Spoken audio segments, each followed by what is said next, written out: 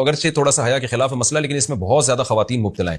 تو اس مسئلے کو خوب اچھی طرح سمجھیں کہ اگر کسی عورت کو پہلی دفعہ خون آیا ہے نا، جو بالغ ہوئی ہے، تو 10 دن تک خون آئے گا تو 10 کے 10 دن ہی حیض سمجھے جائیں گے. 10 دن کے بعد جو خون آئے گا وہ حیض میں کاؤنٹ نہیں ہوگا، کیونکہ حیض زیادہ سے زیادہ 10 دن تک ہوتا ہے. 10 دن سے زیادہ حیض نہیں ہوتا، وہ حیض میں کاؤنٹ نہیں ہوتا. اس کو استحاضہ کہیں گے یا کوئی بیماری کہیں گے، کچھ بھی کہیں گے، نمازیں اس میں پڑھنی پڑیں گی.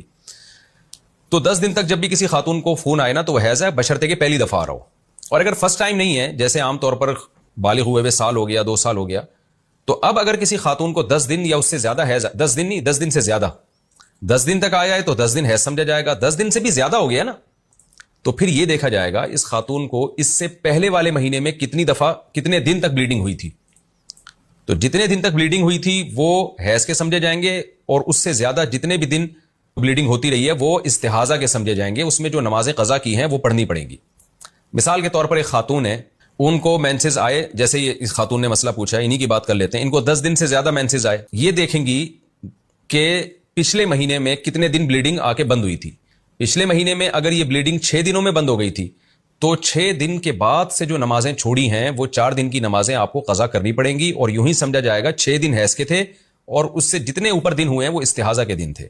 تو لہذا آپ یہ دیکھیں کہ آپ کو لاسٹ منتھ کتنے دن تک بلیڈنگ ہوئی تھی، اتنے دن تک حیض، اور اس سے زیادہ سارے کیا ہیں، استحاضہ.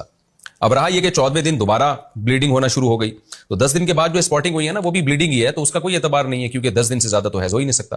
اب رہا یہ مسئلہ کہ 14ویں دن دوبارہ خون شروع ہو گیا، تو یہ 14ویں دن تو پراپر طریقے سے بلیڈنگ ہوئی ہے، یہ حیض کہلائے گی یا استحاضہ کہلائے گی. تو اس کے لیے ایک الگ اصول ذہن میں رکھیں تمام خواتین، کہ 2 دفعہ جو مینسز آتے ہیں ان مینسز کے درمیان کم سے کم 15 دن کا فاصلہ ضروری ہے. 15 دن کے بعد جو بلیڈنگ ہوگی وہ حیض کہلائے گی، 15 دن سے پہلے جو بلیڈنگ ہوگی وہ حیض نہیں کہلائے گی.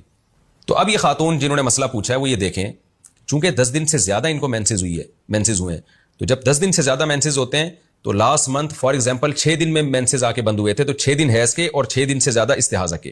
اب 6 دن سے زیادہ جو ٹائم گزرا ہے، اب جو 14ویں دن دوبارہ بلیڈنگ ہو رہی ہے، تو ان 6 دنوں میں اور اس کے درمیان اگر 15 دن پورے ہو رہے ہیں تو یہ جو بلیڈنگ اب نئے سرے سے ہوئی ہے یہ اگلا حیض شمار ہوگا. اور اگر 15 ڈیز ابھی بیچ میں کمپلیٹ نہیں ہوئے تو اس بلیڈنگ کا کوئی اعتبار نہیں ہے.